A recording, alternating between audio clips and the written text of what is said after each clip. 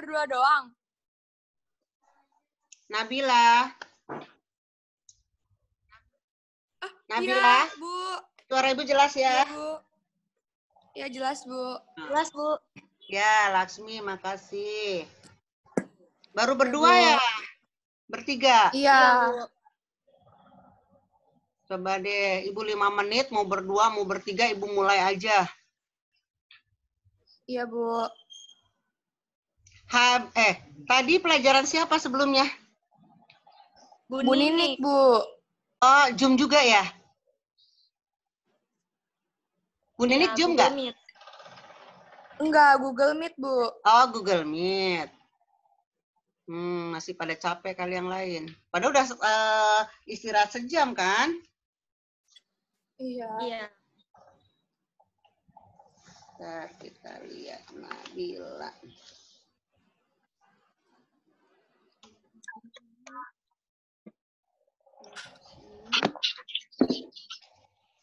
Selamat pagi, Bu. Pagi juga, hai. Sehat semua.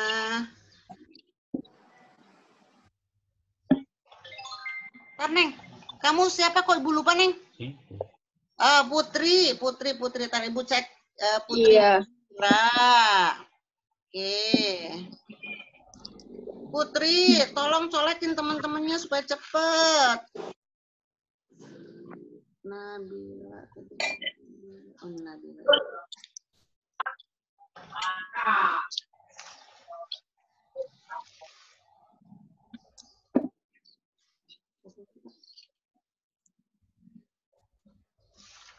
Baru berapa partisipasi? Baru 4.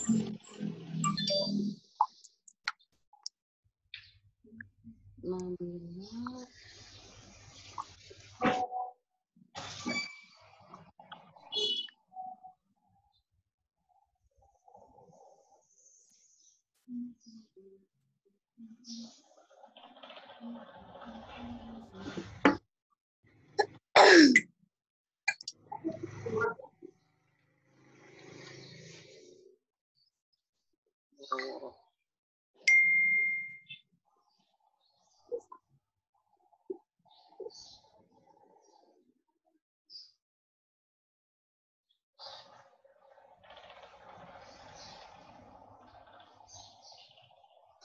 Zoom-nya jam 9.30 tadi, Pak. Nah, iya. Oh, nggak apa-apa. Kita perpanjang. Itu sesi 2, 9.30 sesi 2.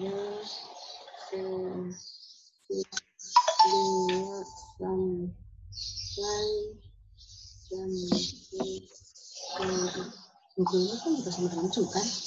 Lain aplikasi. Iya, tapi sama ngomong, sama ketemu.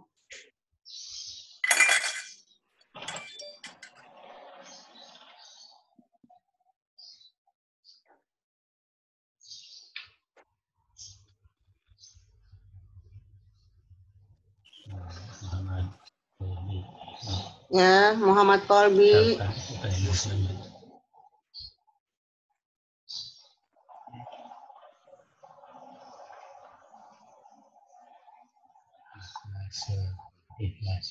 Berapa, Pak? Laksmi. 1, 2, 3, 4, 5, 6, 7, 8.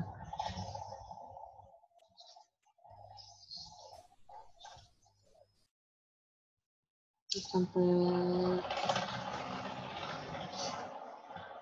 lagi absen.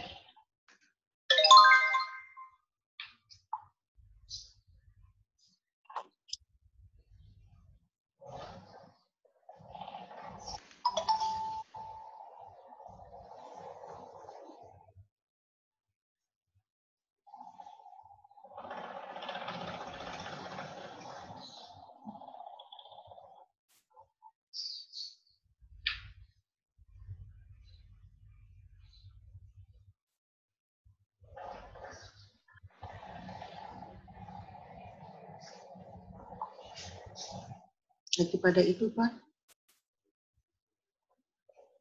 Google Classroom. Absen Google.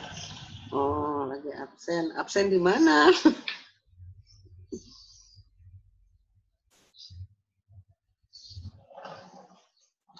Baru berapa, Pak? 11.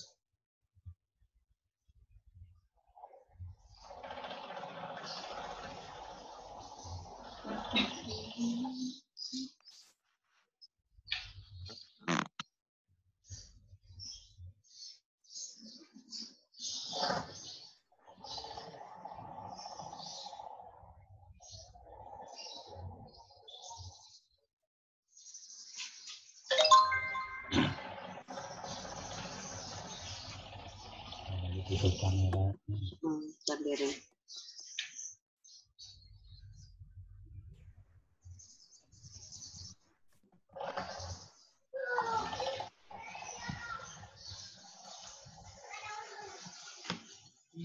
Ini siapa nih?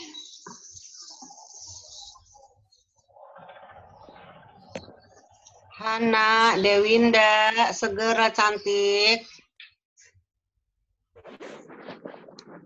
Oh, Michelle. Lutfi udah siap. Dewinda udah siap. Baru puyang pelajaran Bu Ninik ya? Langsung ke sejarah lebih liar. Ih, Muhammad Rifki, kamu gondrong banget itu rambut. Baik, Bu. Masih takut ya? Masih takut cukur ya? Iya, Bu. Iyalah supaya aman, ngeri. Ntar kita tunggu temanmu dulu ya. TTS baru 3 orang, Michelle belum ya? Rifki belum? Panira? Lutfi? Dewinda? Belum, Bu. Minggu depan udah semua ya? Langsung dikerjain, Bu. Iya, atuh langsung dikerjain, masa tahun depan? Itu kan harus itu dulu, penjelasan dulu. Oh, enggak. Jadi gini, harusnya kamu ngerjain dulu. Jadi sedikit-sedikit kamu sudah paham nanti apa Ibu terangkan. Inginnya mah begitu. Oh iya tuh. Oh iya, lagian kan Ibu di situ juga udah ada semua kan materinya. Iya. Udah berapa orang, Pak? Udah 26. Ntar. Emily udah ada, tadi belum. Ini mah anak-anak yang pernah Ibu ajar ya? Fernira Iya, Bu. kan pernah Ibu ajar kan? Iya, Rania, Lutfi, IPA 6 ya? Iya, Dulu Bu. ya? Putri Iya, Mahira Bu. pernah diajar Ibu nggak? Belum ya, Put ya? Oh, Dewinda, Lutfi, Rania, Emily, Michelle yang pernah diajar Ibu. Rifki, kamu mah belum ya, Vicky ya?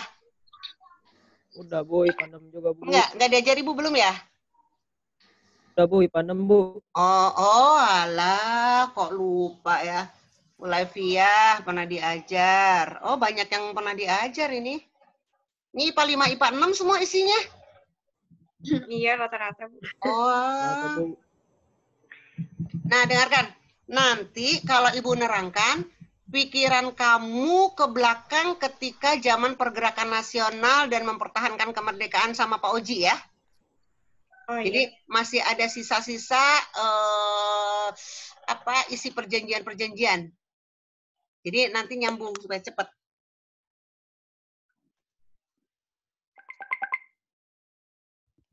Yang lain dibuka videonya. Jadi kapan-kapan kamu harus bisa buka video.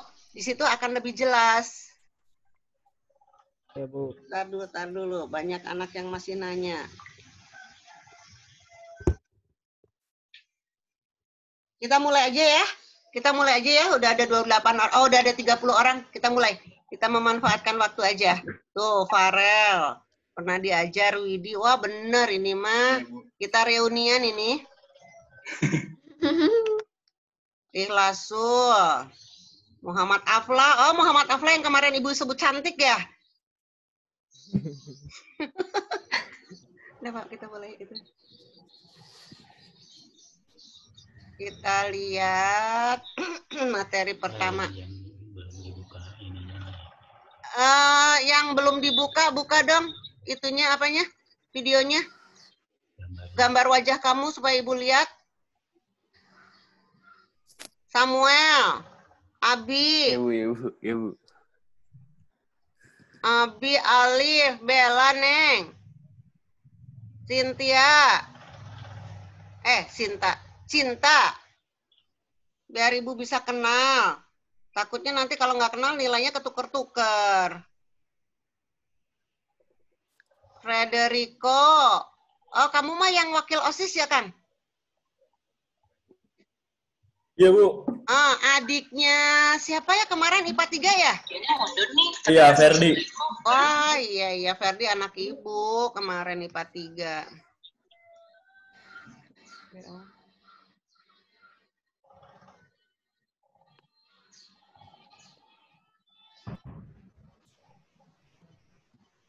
3. Kelihatan nggak PowerPoint-nya? Farel, kelihatan nggak PowerPoint? Udah kelihatan belum? Kelihatan, Bu. Oke. Kelihatan, Bu. Sip. Udah, kita mulai aja ya. Kita mulai. Oke. Oke, IPA 5. Siapa KM? Siapa? KM, kita berdoa dulu. KM, tampakkan wajahmu. Kita berdoa dulu.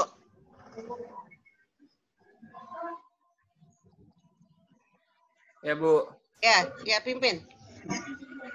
Ya, sebelum memulai pelajaran, mari kita berdoa terlebih dahulu. Berdoa menurut kepercayaan agama masing-masing. Berdoa dimulai.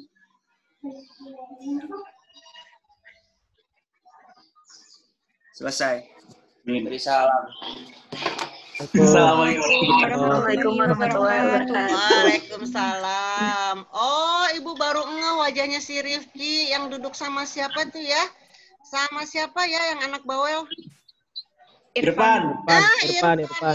Iya, baru ya. Udah kita mulai ya. Ya, bismillah, kamu pahami dulu. IPA 5 setelah Ibu nerangkan di akhir sebelum jam berakhir kita adakan yang dulu diajar Ibu, kita adakan Postes, Bu. Pinter, postes. Yang jawab postes, Bu, ingat duluan, yang ditanya duluan ya. Dah, kita mulai. Baru enggak. Jadi kita mulai kompetisi dasar dalam silabus. Apa yang diprogramkan pemerintah, apa yang harus kamu ketahui, itu ada di 3.1 ya. Menganalisis upaya bangsa Indonesia dalam menghadapi ancaman disintegrasi bangsa, antara lain PKI Madiun, DITII, APRA, Andi Ajis, RMS, PRRI, Permesta, dan G30 SPKI.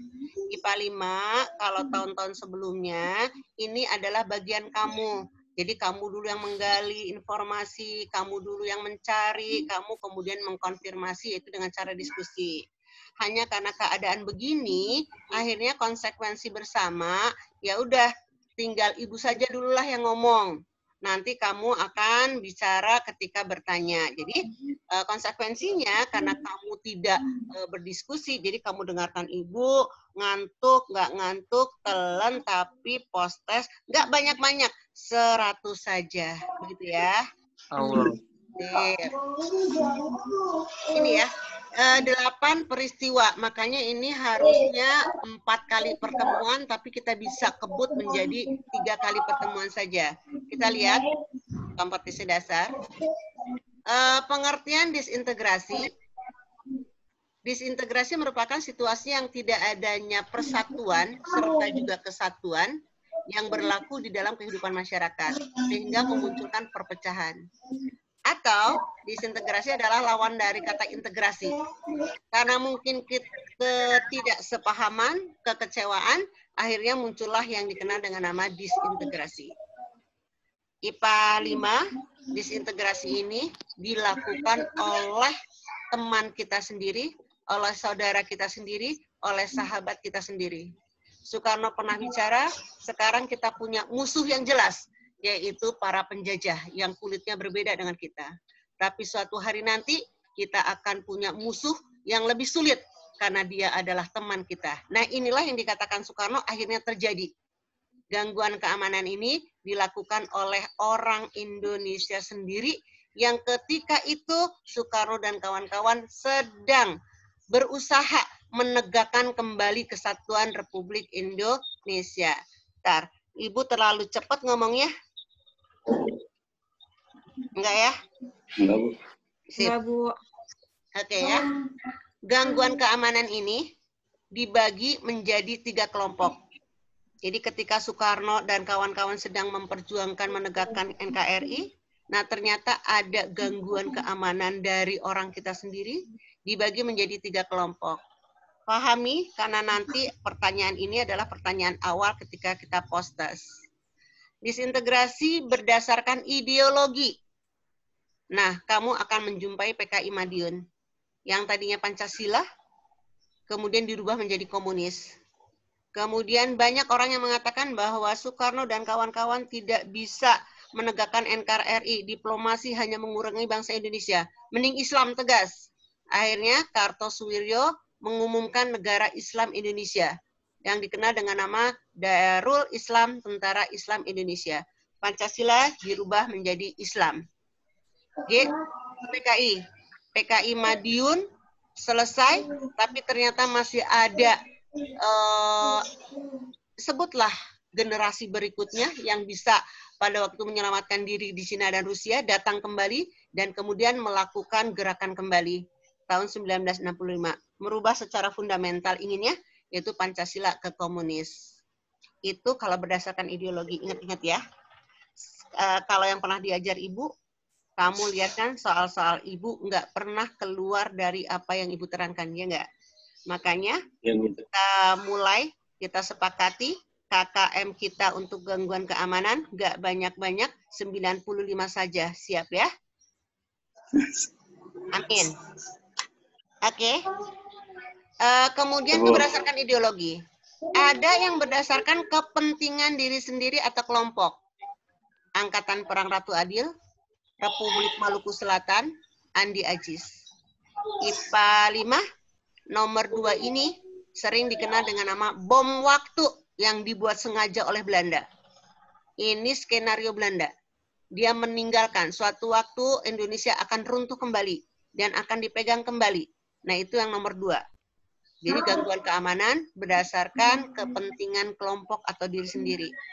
Ketiga, berkaitan dengan perbedaan sistem pemerintahan, yaitu Piagam Revolusioner Republik Indonesia dan Perjuangan Rakyat Semesta. IPA 5, di nomor 3 ini yang paling sulit dipadamkan oleh pemerintahan kita. Kenapa?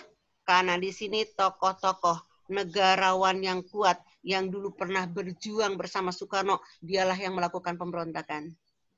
Oke, kita mulai post-test sebentar, atau pretest sebentar. Pernah dengar tokoh Safruddin Prawira Negara? Siapa yang mau nyebutin? Siapa dia? Menteri. Menteri mana? Ini yang Menteri apa dia? Oh, menteri apa dia? Presiden PDRI, Bu. Cip, pinter. Presiden PDRI ya. Ketika kita agresi militer kedua, Soekarno dibuang ke Bangka, kemudian dia membuat pemerintahan darurat, dan pemerintahan itu dipercayakan kepada Safruddin Prawira Negara. Dia tokoh pahlawan, tapi kemudian dia memberontak kepada Soekarno. Kamu pernah dengar Burhanuddin Harahap? Pemilu pertama kali dilakukan oleh Burhanuddin Harahap. Tapi dia juga melakukan pemberontakan dengan melakukan PRRI Permesta. Nanti kamu ketemu AR Kawilarang. Dia yang mengadakan pemberantasan terhadap APRA, terhadap RMS, terhadap satu lagi tadi apa? Andi Ajis. Tapi dia juga melakukan pemberontakan di PRRI Permesta. Ada apa gerangan? Karena kekecewaan. Ya, karena perbedaan pendapat. Jadi yang nomor 3 itulah yang paling sulit, karena banyaknya orang-orang militer dan para negarawan yang duduk di situ. Bahkan Kang Neng, Hatta pada waktu itu keluar dari Dwi Tunggal Soekarno. Karena tidak sejalan pikirannya dengan Soekarno. Tapi Hatta tidak melakukan pemberontakan. Dia hanya melihat, juga tidak menjadi oposan. Dia hanya melihat bagaimana kinerja Soekarno dan kawan-kawan. Dari ketiga ini, ada pertanyaan? Kalau ideologi, ingin merubah ideologi. Pancasila jadi komunis atau Pancasila menjadi Islam. Kepentingan sendiri, kelompok, itu biasanya skenarionya Belanda. Ingin menikmati ekonomi di Indonesia. Makanya ingin menghancurkan Indonesia. Akhirnya dimunculkan tokoh-tokoh yang bersahabat dengan Belanda. Inilah yang kemudian melawan Indonesia. Itu dikenal dengan nama bom waktu, itu yang kedua. Sedangkan yang ketiga, itu yang paling sulit, karena itu adalah tokoh-tokoh negarawan, tokoh-tokoh militer yang kuat. Tidak ada pertanyaan, kita ke slide berikutnya. Yang bergabung baru 32 ya. 4 lagi jadi belum ya. Oh enggak, 3 lagi, kamu 35 orang. Oke, enggak ada pertanyaan. Nah, gangguan pertama yaitu PKI Madiun. 18 September 48, Musso memproklamirkan negara Republik Indonesia Soviet. Jadi berdampingan dengan Soviet. Soviet berhaluan komunis. Jadi Indonesia pada waktu itu diinginkan oleh beberapa pihak untuk menjadi komunis. Kang, kamu lihat di sana ada bendera ya. Benderanya berlambangkan Palu Arit. Kenapa Palu Arit? Karena komunis mendukung, memperjuangkan golongan yang suka megang palu. Siapa yang suka megang palu? Para buruh dan orang yang suka megang arit, para petani. Jadi inilah yang akan diusung oleh komunis. Kemudian ini adalah Musso, tokoh kita nanti yang melakukan pemberontakan. Sedangkan ini adalah Perdana Menteri pada waktu itu, kabinetnya dikenal dengan nama Kabinet Amir Syarif Udin. Dialah yang melakukan 2 orang ini ya. Kemudian sana, gambar sana itu sedang kampanye, sedangkan gambar yang paling bawah itu sebenarnya pada masa Soeharto. Soeharto ketika melakukan berling, bersih lingkungan dari PKI. Itu nanti Ibu ceritakan ketika PKI 65. Di gambar ini memunculkan pertanyaan. Ikhlasul, Dewinda, Iza, Lutfi, Michelle, semua nanti kalau Ibu panggil habis waktunya. Enggak? Aflah, enggak ada pertanyaan, Rania? Udah ya, nanti tapi munculkan pertanyaan kalau kamu bingung. Nah sekarang kita lihat, apa sih yang melatar belakangi adanya pergerakan PKI tahun 1948, itu latar belakangnya adalah perjanjian Renville. Masih ingat perjanjian Renville? Perjanjian ini dilakukan di atas dak kapal Renville milik Inggris yang sedang berlabuh di Tanjung Priok. Pernah dengar Renville apa? Isinya? Hai. Sok, yang udah itu pasti udah mau ngomong. Teruskan E-nya. Indonesia jadi apa? Jadi RIS, Republik Indonesia Serikat. Ya, nantinya Indonesia menjadi RIS, bagian dari Belanda. Itu akhirnya. Tapi yang ke-1 keduanya, yang membuat bangsa Indonesia merasa rugi sekali itu apa? Wilayah Indonesia makin sempit. Pinter, wilayah Indonesia makin sempit. Jadi daerah mana saja yang dikuasai Indonesia? Hai. Sumatera Jawa. Pinter, Sumatera Jawa. Neng yang jawab. Jawanya pun tidak semua Jawa, tapi hanya Jawa Tengah dan daerah istimewa Yogyakarta. Benar kan? Perjanjian Renville sebenarnya adalah ingin memperbaiki perjanjian Linggarjati. Indonesia diakui secara de facto Jawa, Madura, Sumatera. Akhirnya PBB campur tangan. Kunci campur tangan. KTN campur tangan. Amerika menengahi. Tapi apa akhirnya? Perjanjian Renville merugikan bangsa Indonesia. Yang tadinya 3 wilayah, ini menjadi 2 wilayah. Itu pun hanya Jawa Tengah tok sama Sumatera. Nah, akhirnya masyarakat menganggap Amir gagal dalam menegakkan NKRI. Masa itu, kalau sudah tidak ada dukungan, akhirnya Amir jatuh. Amir jatuh, diserahkan kepada Hatta, dan kemudian kekecewaan Amir ini, dia melakukan kerjasama dengan PKI. Masuk dalam benak kamu? Ulang lagi ya, kalau ditanya, apa sih yang melatar belakangi dari gerakan komunis 48? Akibat perjanjian Renville, merugikan bangsa Indonesia. Pada waktu itu Indonesia dipimpin oleh Amir Syarifuddin. Akhirnya Amir Syarifuddin dianggap tidak populer, tidak bisa menegakkan NKRI. Dia jatuh, digantikan oleh Hatta, tadi temanmu menyebutkan RIS, Republik Indonesia Serikat, dan akhirnya Amir Syarifuddin kecewa, bergabunglah dengan PKI. Jelas ya? Kamu boleh sedia 2 untuk menahan kantuk kamu. Bolehlah kamu mengunyah permen karet, atau kamu pegang korek api. Taruh di kelopak mata kamu. Lihat. Sebelum jauh kita ke pergerakan ini, kita harus tahu dulu dong. Kok tiba-tiba Indonesia punya paham komunis? Nah, sekarang ini tugasnya. Kamu ingat kembali ke belakang ketika kamu ada pada masa pergerakan nasional. Pernah dengar ISDV? Misal? ISDV, International Socialist Democratic Vereniging, cikal bakal dari PKI. Ini ajaran Marxisme, atau yang diajarkan oleh Karl Marx pada waktu revolusi industri. Nah, Snevely, ini tokoh dari Belanda. Marxis ternyata di Belanda sudah tidak laku. Akhirnya dia bawa Marxis ini ke daerah jajahan Belanda. Dia untungnya ketemu Samaun dengan Nyoto. Di situ ada ya, kamu kenalan dengan Samaun dan Nyoto. Dia adalah orang orang SI, Syarikat Islam.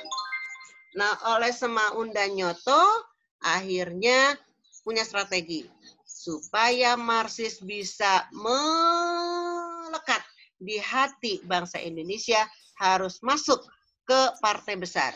Partai besar pada waktu itu adalah SI, Syarikat Islam. Akhirnya, karena ditumbuhi, kalau dimasukin komunis, muncul 2 SI, pecah. Masih ingat ya? SI merah, pimpinan Samaun Nyoto, dan SI putih, Hos Cokroaminoto dan Abdul Muiz. Akhirnya, SI pecah. Ada pertanyaan di Marxis? Di komunis? Merugikan bangsa Indonesia kah? Kenapa SI harus terpecah menjadi 2? Coba, ada pertanyaan di sini? Ibu ulangi lagi ya. Bagaimana bangsa Indonesia awalnya berfaham komunis? Datang Hans Snevely, dia mendirikan ISDV, disambut oleh Samaun dan Nyoto, dan akhirnya mereka masuk Syarikat Islam. Di Syarikat Islam inilah dia kembangkan ajaran Marxis. Dan ini akhirnya ditolak oleh Hos Cokroaminoto. Walaupun mereka bersama-sama berjuang, tapi Hos Cokroaminoto menolak. Akhirnya muncullah SI merah dengan SI putih. Paham? Ngantuk? Apa liur? Paham, Bu. Paham ya? Paham, Bu. Jadi kamu tahu Marxis itu apa ya? Tahu sosialis itu apa ya? Tahu komunis itu apa? Itulah yang ditolak oleh SI. Ibu kasih waktu 10 detik untuk bertanya tentang masalah ini. Kenapa Hos Cokroaminoto menolak adanya Marxis? Ya, sambil jalan aja deh. Sambil jalan, sambil dipikirkan. Dah. Tahun 1920, ISDV berubah menjadi PKI. Dan tahun 26-27, dia melakukan pemberontakan, pemogokan kaum buruh. Jadi dia memberontak. Kepada Soekarno? Bukan. Kepada pemerintahan Hindia Belanda. Jadi Kenapa Soekarno dekat dengan PKI? Karena memang sama-sama menjegal pemerintahan Hindia Belanda pada waktu itu ya. Kemudian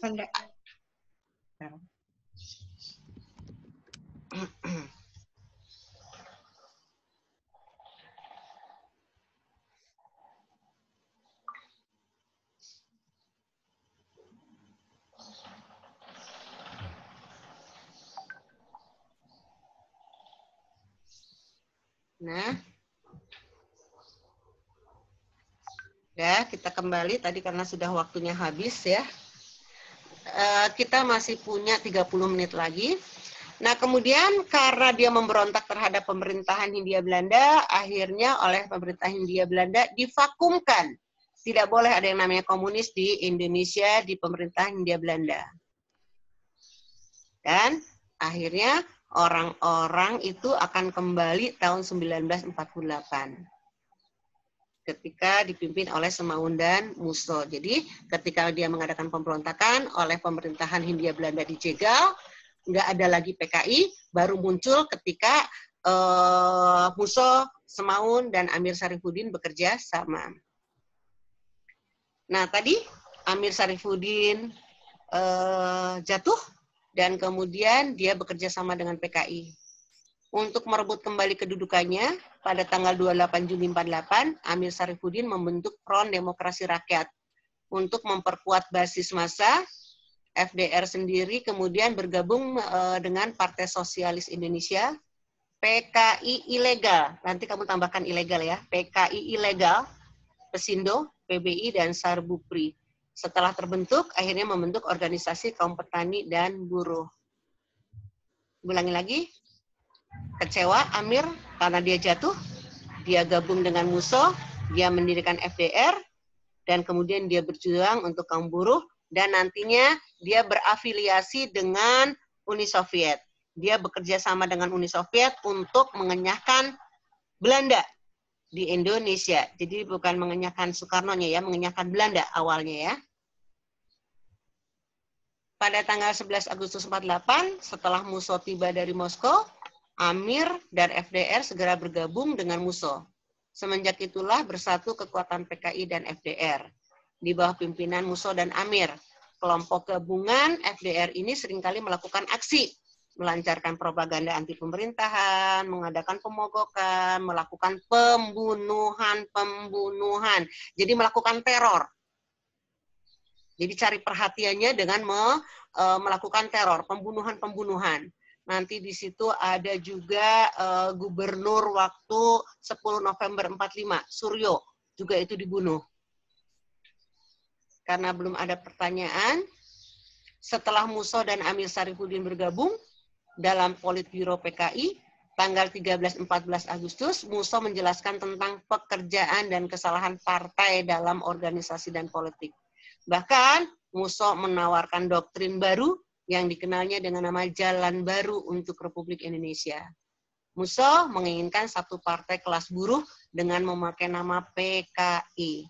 Untuk itu, harus dilakukan fusi 3 partai yang beraliran Marxis, Lenin, PSI, Partai Buruh. Dan mereka akan menyebutkan dirinya Komite Front Nasional. Kemudian Musso menggelar rapat. Kemudian dia ingin merubah presidensil, diganti menjadi Front Persatuan Nasional. Musso juga mendorong kerjasama internasional, terutama dengan Uni Soviet, untuk menghadapi blokade Belanda. Nah, udah Ibu bacakan. So, kamu baca ulang supaya muncul pertanyaan. Jalannya itu karena kekecewaan, kemudian kerjasama, kemudian membentuk partai kembali ke waktu zaman 26-27 udah nggak ada PKI, ini ditumbuhkan lagi PKI, yaitu gabungan partai-partai yang berideologi komunis. Bahkan Musso pun menawarkan kepada Soekarno untuk mengenyahkan Belanda, yaitu dengan cara jalan baru. Ayo dong, tanya dulu dong. Kalau tanya nanti Ibu bisa nerangkan kemana-mana. Bisa nyangkut-nyangkut ke yang lain-lainnya. Coba baca satu-satu deh. Di bahasa itu ada nggak mengerti nggak? Bu, itu apa namanya kabinet presidensial jadi kabinet persatuan maksudnya apa? Oke, gini. Kan dulu sebelum adanya gerakan ini ya PKI ini, kita sah menggunakan sistem pemerintahan presidensial. Apa itu? Bahwa presiden itu adalah kepala negara dan kepala pemerintahan. Nah, sekarang diganti Komite Front Nasional. Jadi yang diutamakan pimpinannya adalah mereka, orang-orang komunis yang mengutamakan rakyat. Itu Komite Front Nasional. Jadi tidak lagi presiden yang utama. Tidak ada kelas presiden, tapi bersama-sama nasional. Karena apa? Komunis artinya kebersamaan, kolektivitas, masyarakat tanpa kelas. Jadi nggak ada itu presiden yang mengepalai, tinggal mereka yang bersama-sama. Itu maksudnya ya, presidensil ke Komite Front Nasional. Jadi itu bentukan PKI. Biar PKI yang menjadi pimpinan. Ada lagi? Ibu, Nah, kenapa? kenapa PKI milih buat dukung buruh sama petani? Oke, kenapa PKI lebih mendukung kepada buruh dan petani? Oke ya, ini ceritanya ratusan tahun sebelum Masehi. Tapi nanti sampailah ke revolusi industri. Siap mendengarkan ya? Oke, sudah bawa kopi? Iya, Bu. Sip, gini. Ratusan tahun sebelum Masehi di Yunani, ada satu ilmu yang dikenal dengan nama sosialisme. Apa itu sosialisme? Bahwa manusia hidup sebagai homo socius, bermasyarakat. Tapi dalam bermasyarakat, manusia ini memiliki kebebasan. Hidup berkembang tanpa tekanan. Itu sosialisme. Nah, kemudian mereka nggak boleh punya penghalang. Penghalang itulah yang akan menekan. Akhirnya berkembanglah di Eropa, masuklah ke zaman yang dikenal dengan nama revolusi industri. Jadi pada awalnya mungkin sosialisme, mereka jalan masing-masing, si manusia-manusianya tanpa tekanan. Tapi kemudian 1750, 1850, di situ ada revolusi industri, hiduplah seorang tokoh yang bernama Karl Marx. Nanti Marxnya ini menjadi Marxisme. Dia mengamati, wah, di dalam revolusi industri ini ada dua masyarakat. Masyarakat yang pertama yang dikenal dengan nama alat industri. Masyarakat yang kedua adalah masyarakat pemodal industri. Bebas yang mana? Kebebasan akan dimiliki oleh siapa? Modal. Modal. Nah, kata Marx, si tokoh masyarakat alat ini hidup penuh tekanan, ya enggak? Dia bekerja, ditekan kan? Waktunya panjang, gajinya sedikit, ribut kan? Nah, akhirnya Karma menguji atau meneliti atau dia bercita-cita. Nanti golongan buruh, golongan bawah, golongan pekerja itu bisa menumbangkan golongan pemodal. Golongan pemodal itu dikenal dengan nama kapitalis.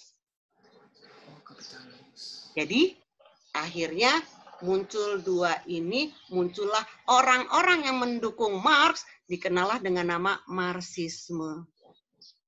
Jadi kenapa kok akhirnya buruh dan tani? Karena pada masa revolusi industri muncul tokoh-tokoh yang terintimidasi, yaitu biasanya buruh dan tani. Inilah Samuel yang harus didukung, harus disejahterakan. Noval, paham nggak? Paham? Main, Bu. Oke, kalau lumayan Noval, tanya. Supaya nggak jadi lumayan, tapi jadi banyak. Tadi yang nanya siapa? Dewinda. Gimana Dewinda? Tadi pertanyaannya, jawabannya. Jadi, kenapa kok kaum buruh? Karena ternyata kebebasan itu tidak terjadi lagi di kaum buruh. Karena dia